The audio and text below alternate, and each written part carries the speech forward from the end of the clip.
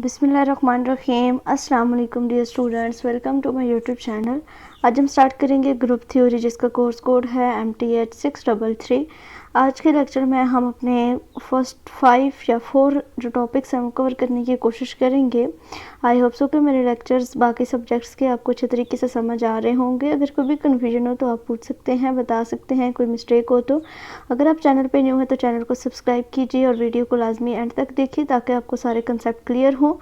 आज का जो हमारा लेक्चर है इसकी जो बेसिक चीज़ें हैं वो मैं आपको अलग से समझाऊंगी। जो उनका बेसिक कंसेप्ट है वो मैंने आप सबके लिए आसान तरीके से नोट्स बनाए हैं जिससे आप सबको बेसिक जो कंसेप्ट है वो दूंगी, और जो चीज़ें आपके हैंडआउट से करने वाली होंगी, जो नोट्स पे मेंशन नहीं हो पाई, वो मैं आपको हैंडआउट से बताऊंगी। और जो हैंडआउट्स पे डिफ़िकल्ट है उनको आसान वे में आपको समझाऊंगी ताकि आपका बेसिक जो चीज़ है वो हमें समझ आ जाए, और बाकी जो है वो फिर हम क्वेश्चन ईजिली उस चीज़ के सॉल्व कर सकते हैं। यहाँ पे जो आपके हैंडआउट्स हैं काफ़ी इसमें डिफ़िकल्ट टाइप के कुछ स्टेटमेंट्स वगैरह दी हुई हैं, काफ़ी शॉर्ट स्टेप्स में आपको बताया गया है। तो मैं आपको ऐसे समझाऊंगी ताकि आपको अपना बेसिक कंसेप्ट भी समझ आ जाए, ताकि इस कंसेप्ट को बाकी सब्जेक्ट्स में भी लगा सकें। तो स्टार्ट करते हैं। सबसे पहले हमारा जो टॉपिक नंबर 1 है उसमें हमने क्या पढ़ना है, प्रॉपर्टीज़ ऑफ रियल नंबर। सबसे पहले हम देखते हैं कि हमारे पास नेचुरल नंबर कौन से होते हैं। जो आपको यहाँ पे दिख रहे हैं नेचुरल नंबर तो आपको पता ही होगा, हमारे 1 से स्टार्ट होते हैं और इनफाइनाइट टाइम तक ये चलते रहते हैं, और नेचुरल नंबर हमेशा इनफाइनाइट होते हैं।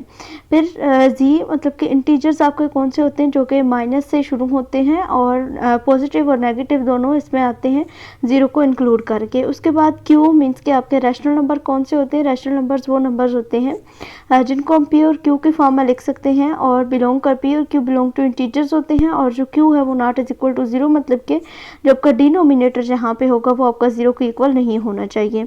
देन क्यू क्या है, क्यू स्टैरिक क्या है, क्यू डैश या क्यू स्टैरिक जो भी आप इसको पढ़ना चाहें, ये आपका क्या है, एक इर्रेशनल नंबर होते हैं। इर्रेशनल नंबर वो रैशनल नंबर्स होते हैं, वो नंबर्स होते हैं जिनको हम पी और क्यू के फॉर्म में नहीं लिख सकते। मीन्स के वो हमारे पास जो उनका आंसर आता है वो डेसिमल की फॉर्म में आता है।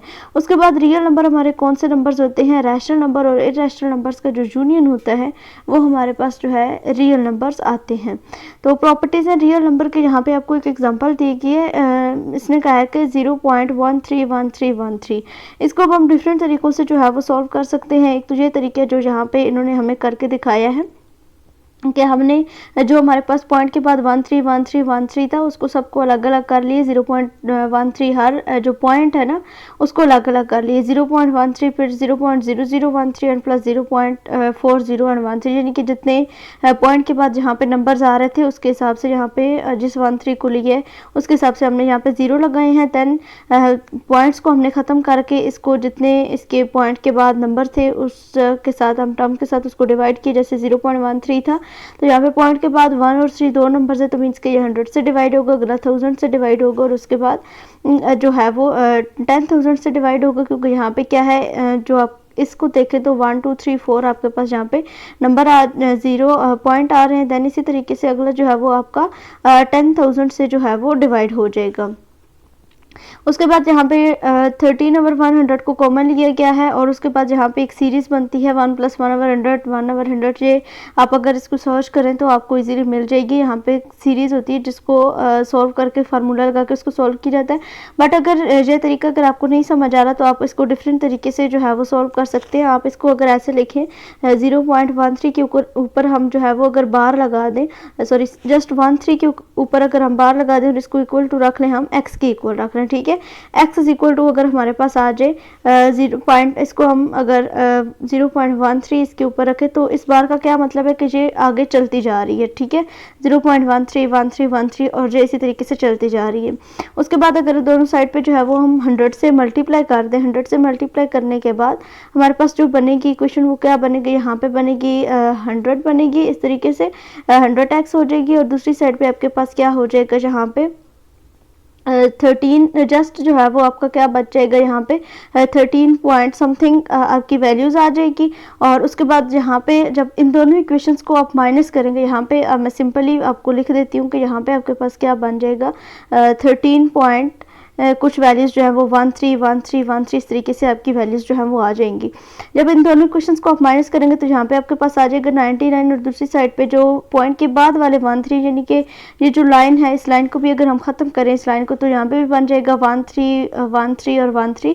जो पॉइंट के बाद वाले 1 3 1 3 1 3 होंगे वो आपस में कैंसिल हो जाएंगे और यहाँ पे ये जो 0 है 0 माइनस हम 13 कर देंगे इक्वेशंस को जब दोनों को माइनस किया। ये वाली जो इक्वेशन है ये हमारे पास ऊपर आएगी और ये वाली जो इक्वेशन है ये इधर नीचे आएगी। तो जब इनको माइनस करेंगे तो 100 में से एक एक्स निकल गया तो पीछे 99 आ जाएगा और इधर आपके पास क्या आ जाएगा 13 आ जाएगा। तो यहाँ पे जो एक्स की वैल्यू है दैट्स वाई यहाँ पे 13 और 99 आपकी वैल्यू जो है वो आ गई है। उसके बाद आगे चलें तो फिर इसमें कुछ प्रॉपर्टीज़ जो हैं वो दी हुई हैं। ये मतलब कि एक्सपोनेंशियल फंक्शन दिए हुए हैं, √2 यानी कि इरेशनल नंबर्स कुछ यहाँ पे दिए हुए हैं और अगर जो है वो रियल नंबर्स की जो प्रॉपर्टीज़ हैं इनको मैं आपको अलग से जो है वो समझाती हूँ। अब जो बेसिक प्रॉपर्टीज़ है हमारे पास रियल नंबर की वो अंडर एडिशन और अंडर मल्टीप्लिकेशन हम उनको डिटेल से देखते हैं।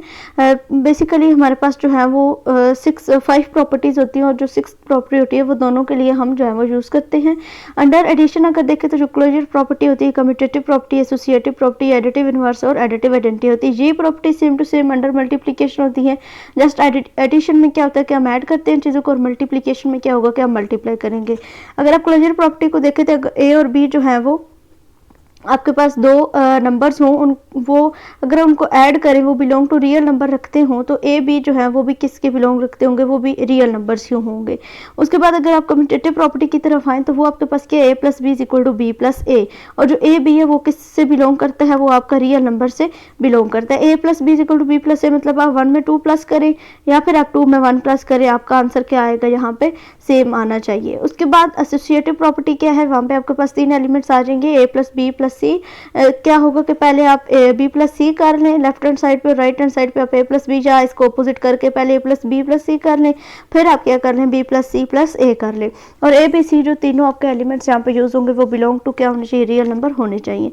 एडिटिव इनवर्स क्या होता है, एडिटिव इनवर्स वो चीज़ होती है कि पहले एडिटिव आइडेंटिटी को देख लेते हैं फिर एडिटिव इनवर्स की ज़्यादा अच्छे से समझ आएगी। एडिटिव आइडेंटिटी जो है वो कोई भी ऐसा नंबर हमने लेना होता है कि जो हमारा फंक्शन है, जो हमारे ग्रुप दिया गया है उसमें कौन सा ऐसा नंबर ऐड करें कि उस फंक्शन में या उस सेट में उस ग्रुप में कोई भी चेंजिंग ना आए।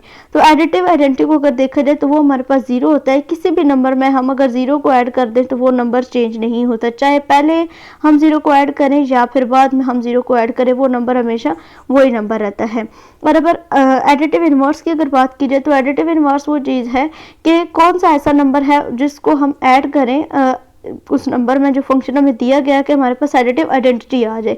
तो एडिटिव आइडेंटिटी हमें पता है कि वो 0 होती है। तो अगर हमारे पास कोई भी नंबर दिया गया है उसमें हम उसके ऑपोजिट चीज़ को मतलब उसको साइन चेंज करके माइनस को उसमें ऐड कर दें तो हमारे पास 1 - 1 जो है वो हमारे पास यहाँ पे क्या आ जाएगा, 0 आ जाएगा। तो 0 हमारी एडिटिव आइडेंटिटी होती है और ये हमें प्रूव करनी है। जो आपके हैंडआउट्स पे लिखी हुई है वो भी सेम टू सेम यही चीज़ है, जस्ट वहाँ पे मेंशन नहीं है और जहाँ पे जो है वो चीज़ें मैंने साथ में मेंशन कर दी हैं। उसके बाद अंडर मल्टीप्लिकेशन अगर देखें तो सेम वही प्रॉपर्टीज़ है, closure property, commutative property, associative property और मल्टीप्लिकेटिव आइडेंटिटी। जस्ट क्या है कि यहाँ पे अब मल्टीप्लाई का साइन आ जाएगा, A B belong to real number है क्लोजर प्रॉपर्टी में, कम्यूटेटिव प्रॉपर्टी में a cross b = b cross a होना चाहिए और ए बी बिलोंग करता है आपका रियल नंबर से, मतलब आप 3 को 2 से मल्टीप्लाई करें या 2 को 3 से मल्टीप्लाई करें आपका आंसर जो है वो सेम आएगा। एसोसिएटिव प्रॉपर्टी बिल्कुल सेम उसी तरीके से जस्ट मल्टीप्लिकेशन होगी यहाँ पे, बाकी ए बी सी तीनों नंबर एलिमेंट्स आपके यूज़ होंगे अल्फ़ाबेट्स या जो भी नंबर्स होंगे और ए बी सी जो है वो रियल नंबर से बिलोंग करेंगे। फिर मल्टीप्लिकेटिव आइडेंटिटी जो है थोड़ा सा डिफरेंस है कि मल्टीप्लिकेटिव आइडेंटिटी यहाँ पे आप 1 होगी जबकि एडिटिव आइडेंटिटी आपकी 0 होती है। ये चीज़ें याद रखने वाली हैं। उसके बाद मल्टीप्लिकेटिव इनवर्स जो है वो क्या होगा, 1 ओवर की फॉर्म में होगा कि कौन सा ऐसा नंबर होगा जिसको उसके साथ मल्टीप्लाई करने से हमारी जो है वो मल्टीप्लिकेटिव आइडेंटिटी आ जाए। तो वो हमारा किसी भी चीज़ का इनवर्स होगा। फर्ज करें कि ए है तो एक को ए के इनवर्स से हम मल्टीप्लाई करेंगे तो ए कैंसिल हो जाएगा। तो हमारे पास जो आंसर क्या आ जाएगा वो मल्टीप्लिकेटिव आइडेंटिटी आ जाएगा जो कि हमारे पास 1 होती है। उसके बाद डिस्ट्रीब्यूटिव प्रॉपर्टी होती है जो कि दोनों लॉ के लिए होल्ड करती है। मल्टीप्लिकेशन के लिए भी और एडिशन के लिए भी इसमें दोनों चीज़ें एक साथ आ जाती हैं। N to B plus C is equal to A B plus C से, यानी कि कोई भी एक नंबर है, 3 नंबर आप ले लें, पहले आप 1 + 2 करके फिर आप उसको 1 के साथ मल्टीप्लाई करें, या पहले आप क्या करें, ए की वैल्यू आप 1 रख लें, बी की वैल्यू आप 2 रख लें, सी की वैल्यू भी आप 1 या 3 जो भी रखनी है रख लें। इनको करने से आपका जो राइट हैंड साइड पे है, पहले वैल्यूज़ को मल्टीप्लाई करें और फिर ऐड कर दें, आपका आंसर जो है वो बिल्कुल सेम आएगा। तो ये आपकी प्रॉपर्टीज़ थी, रियल नंबर की प्रॉपर्टीज़ थी। आगे अब हम हैंडआउट्स पे देखते हैं कि अगला हमारा टॉपिक क्या है। देखिए, बेशक आप चेक कर लें, आपके जो हैंडआउट्स पे प्रॉपर्टीज़ दी हुई है बिल्कुल सेम टू सेम वही प्रॉपर्टीज़ यहाँ पे भी दी गई है रियल नंबर्स की, जो कि मैंने आपको डिटेल से बता दी हैं। जस्ट क्या है कि यहाँ पे मेंशन नहीं है, थोड़ा वर्डिंग जो है वो डिफरेंट यूज़ हुई है, तो उस चीज़ को मैंने आसान करके आपको पेश कर दिया है। उसके बाद टॉपिक नंबर जो 2 है उसमें हमने पढ़नी है प्रॉपर्टीज़ ऑफ कम्प्लेक्स नंबर। ये भी बिल्कुल सेम जो है वो इसी तरीके से हमने सॉल्व करनी है। कम्प्लेक्स नंबर में आपको पता है कि हम इसको कोई भी हमारा जो फंक्शन होता है, कोई भी हमारे पास नंबर्स होते हैं, उनको हम a + b आयोटा की फॉर्म में लिखते हैं। तो इनको भी जो है वो मैंने नोट्स पे डिफाइन किया है डिटेल से। इन प्रॉपर्टीज़ को भी हम नोट से देख लेते हैं, ताकि फिर इधर जो है वो हमें कंफ्यूज होने की ज़रूरत ना पड़े। बिल्कुल सेम है, आसान है बहुत ज़्यादा। तो इस चीज़ को भी जो है वो हम देखते हैं। अच्छा जी, तो प्रॉपर्टीज़ ऑफ कम्प्लेक्स नंबर है, properties of addition of complex number. वो के विद रिस्पेक्ट टू एडिशन और मल्टीप्लिकेशन हमारे पास यहाँ पे भी प्रॉपर्टीज़ होंगी, लेकिन नंबर्स क्या होंगे हमारे पास यहाँ पे अब कम्प्लेक्स नंबर आएंगे। ठीक है, तो क्लोजर लॉ अगर देखा जाए तो closure law for the addition hold in the set of the complex number C is equal to a + b iota या आयोटा b, और जो a और b है वो बिलोंग करेंगे रियल नंबर से, सॉरी कम्प्लेक्स नंबर से यहाँ पे बिलोंग करेंगे। a और b जो है वो आपके किससे बिलोंग करने चाहिए, यहाँ पे आप जो है वो कम्प्लेक्स नंबर आएगा आपका। ठीक है, और कम्यूटेटिव लॉ में अगर देखा जाए तो क्लोजर प्रॉपर्टी वही है, आपको जो बता दी कि कोई भी दो नंबर्स है उनको ले, कोई भी आपके पास इक्वेशन आएगी उसको आपने a + b आयोटा की फॉर्म में लिखना होगा। उसके बाद कम्यूटेटिव लॉ में अगर देखा जाए तो यहाँ पे आपके पास क्या होगा कि g1 + g2 is equal to g2 + g1। वही बात कि हमने देखा था a + b is equal to b + से, यहाँ पे जस्ट क्या होगा कि उस a + b की जगह आप बेशक यहाँ पे g1 g2 की जगह पे a + b और c + d ही ले सकते हैं। ठीक है, मैंने जस्ट थोड़ी सी चेंजिंग की है। तो यहाँ पे g1 के कोई भी वैल्यू हम रख लेंगे, लेकिन जहाँ पे अब अपने जो वैल्यूज रखनी है वो हमने कम्प्लेक्स नंबर ही रखने हैं, हमें ये पता होना चाहिए।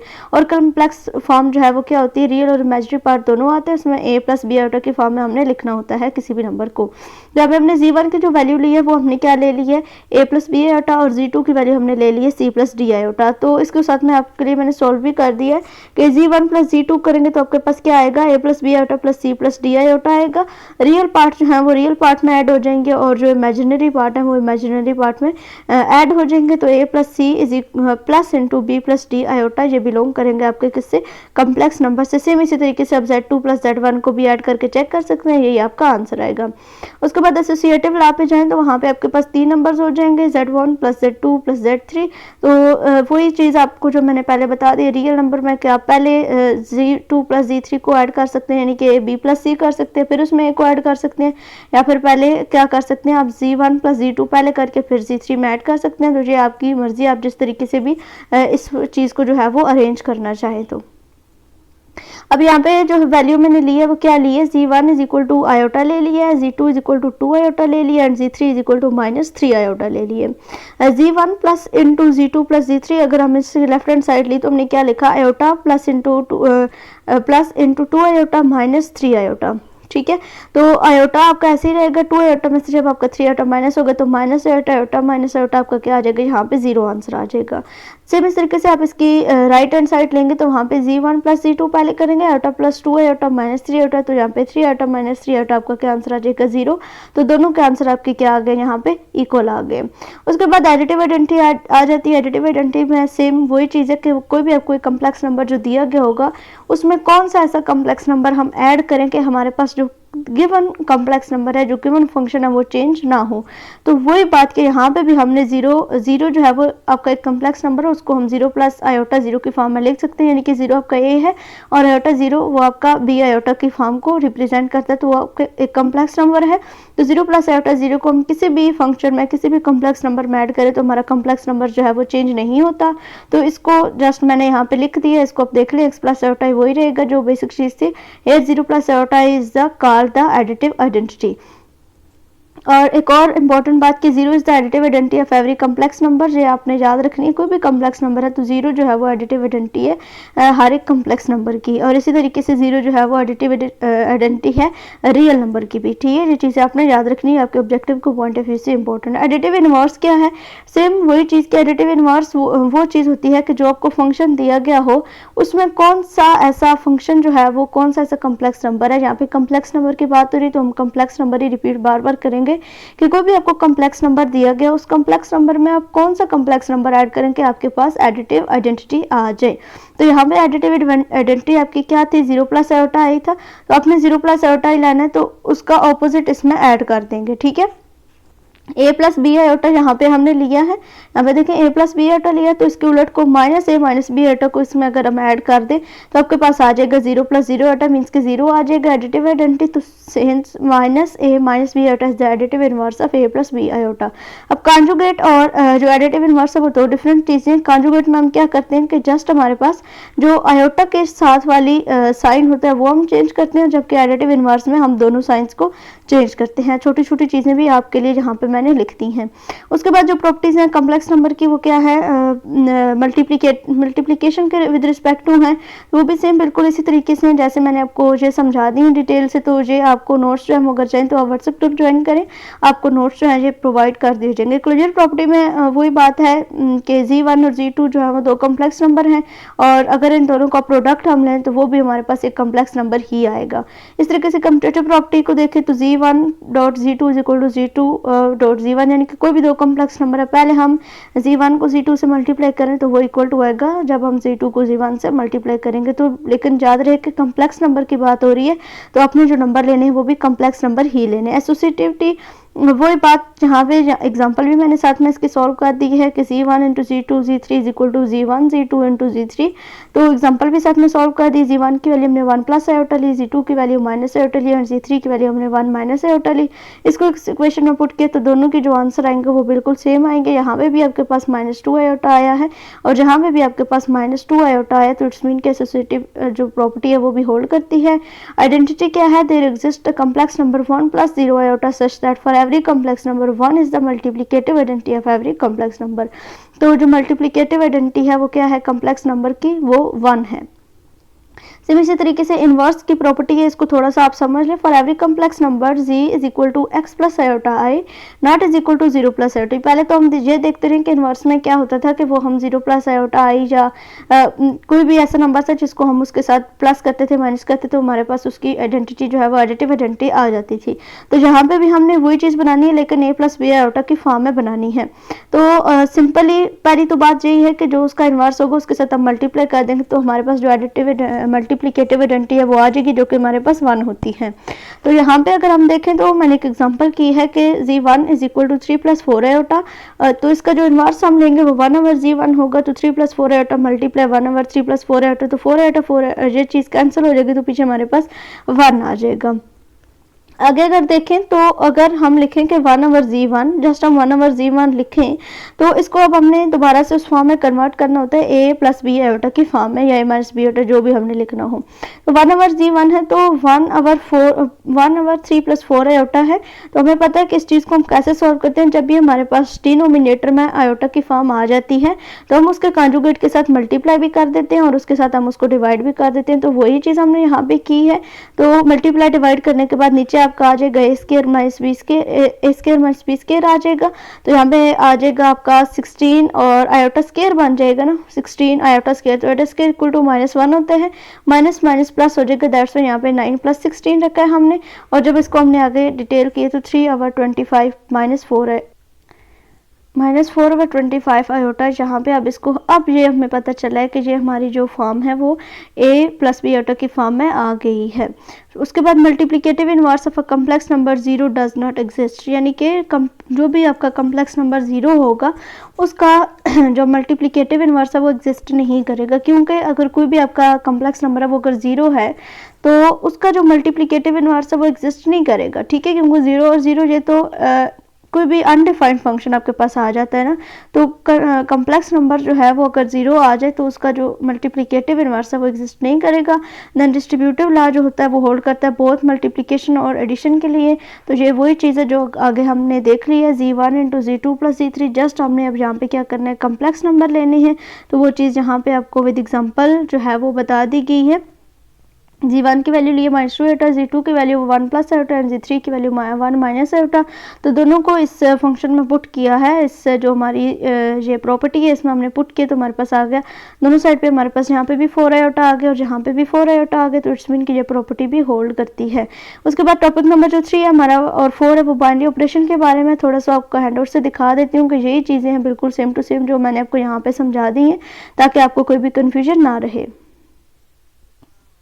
जी देखिए, प्रॉपर्टीज़ ऑफ कम्प्लेक्स नंबर, आप यहाँ पे बेशक इनको आप एक दफ़ा रीड कर लीजिएगा। वही सारी प्रॉपर्टीज़ हैं जो मैंने आपको विद एग्जांपल बता दी हैं। यहाँ पे भी कुछ एग्जांपल्स हुई हुई हैं लेकिन बहुत ऐसे कन्फ्यूजन सी बनी हुई है यहाँ पे, तो इस वजह से आपको डिटेल से अलग से समझा दिया है। उसके बाद टॉपिक नंबर 3 और 4 दोनों में हमने बाइनरी ऑपरेशन को स्टडी करना है।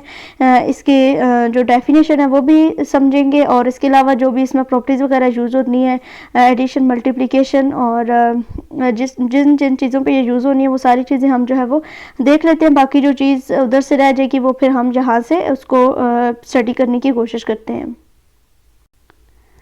सबसे पहले बाइनरी ऑपरेशन की डेफिनेशन। बाइनरी ऑपरेशन डायरेक्ट, जो बाइनरी ऑपरेशन है उसको डायरेक्ट से डिनोट करते हैं, पॉजिटिव, नेगेटिव और मल्टीप्लिकेशन और डिवीजन जिससे भी हम जो है वो इसको डिनोट करते हैं। ज़्यादातर इसको जो है वो डायरेक्ट से डिनोट किया जाता है। और non empty set G is the function mapping S cross S on S, यानी कि बाइनरी ऑपरेशन का मतलब क्या होता है कि कोई भी आपको एक फंक्शन दिया जाता है, वो फंक्शन खुद के ऊपर ही मैप करता है। Which associate every ordered pair of element X Y of S some unique element X direct Y of S, यानी कि इसमें क्या होती है कि यूनिकनेस आ जाती है। जो भी आपका फंक्शन होता है जो आपको दिया गया होता है उसके कोई से भी दो नंबर्स को आप मल्टीप्लाई करते हैं या फिर ऐड करते हैं। जब आप एडिशन पे बाइनरी ऑपरेशन लगाएंगे या सब्सट्रैक्शन पे लगाएंगे, मल्टीप्लिकेशन पे लगाएंगे, तो जब दो नंबर्स को आप मल्टीप्लाई करते हैं तो वो जो फंक्शन बनाते हैं, जो उसका आंसर आता है वो वही जो आपको सेट दिया हुआ होगा, जो आपको फंक्शन दिया हुआ होगा, उसी फंक्शन के एलिमेंट में से ही आता है। ये बेसिक कंसेप्ट है बाइनरी ऑपरेशन का। तो आगे एग्जाम्पल देख लेते हैं। मैंने नेचुरल नंबर का एक सेट लिया 1 2 3 4। अब सबसे पहले हम इसके ऊपर ना एडिशन ऑपरेशन लगा के चेक करते हैं कि ये एडिशन ऑपरेशन बाइनरी ऑपरेशन में होल्ड करता है या नहीं करता। तो ए बी जो है वो बिलोंग करता है नेचुरल नंबर से। ए बी कोई भी आप नेचुरल नंबर ले लें, A B belong to n cross n, यानी कि इसका जो मैपिंग हो रही है वो n क्रॉस n जो हमें फंक्शन दिया गया उसी के ऊपर मैपिंग हो रही है। ए बी जो है वो a प्लस बी अगर हम करें तो इक्वल टू सी, यानी कि एक यूनिक जो है वो हमें सोल्यूशन जो प्रोवाइड करेगा। तो यहाँ पे a की वैल्यू मैंने 2 ले ली है और b की वैल्यू यहाँ पे मैंने जो है वो 3 ले ली है। तो 2 3 मतलब जस्ट ये मैंने वैसे ये जो जैसे ऊपर स्टेटमेंट है ना उसी को मैंने नीचे उसकी जगह ए बी की जगह पे 2 और 3 को पुट किया है। एंड 2 + 3 = 5 और नेचुरल नंबर का जो हमें सेट दिया गया है वो 1 2 3 अप टू एन टर्म्स तक ये जा रहा है। जब हमारे पास 5 आ गया तो 5 भी हमारे पास एक नेचुरल नंबर है। दैट्स वाई के एडिशन जो है वो एडिशन की जो प्रॉपर्टी है वो होल्ड करती है विद रिस्पेक्ट टू बाइनरी। उसके बाद इसी तरीके से हमने सब्ट्रैक्शन को ले लिया, जहाँ पे कोई भी दो नंबर्स जो है वो हमने ले लिए। ए बी की जगह पे हमने 1 और 3 ले लिए और 1 - 3 के तो हमारे पास क्या आ गया, -2 आ गया। अब नेचुरल नंबर का जो सेट है वो हमारे पास कहाँ से स्टार्ट होता है, 1 से स्टार्ट होता है। तो -2 जो है वो एग्जिस्ट नहीं करता। तो दैट्स वाई के कुछ ऐसे नंबर्स होते हैं कि जिनको हम माइनस करें तो हमारे पास नेचुरल नंबर ही आता है, लेकिन हमने सारा देखना होता है। जितने भी वैल्यूज हमारे पास हैं, जितने भी स्टेप्स हम कर सकते हैं, उतने सारे स्टेप्स को हमने चेक करना होता है और बताना होता है कि ये होल्ड करता है या नहीं करता। दैट्स वाई कि सब्सट्रैक्शन जो है वो एक बाइनरी ऑपरेशन नहीं है। अगर मल्टीप्लिकेशन की बात की जाए तो मल्टीप्लिकेशन में भी सेम इसी तरीके से आप कोई भी दो वैल्यूज ले लें, उन वैल्यूज को मल्टीप्लाई करें और देखें कि वो नेचुरल नंबर से बिलोंग करती हैं या नहीं करती। अगर वो नेचुरल नंबर से, ज़रूरी नहीं कि आपको नेचुरल नंबर का ही सेट दिया जाए, कोई भी सेट आपको दिया जा सकता है। यहाँ पे तो मैंने नेचुरल नंबर का सेट लिया है एज एग्जांपल आपको समझाने के लिए।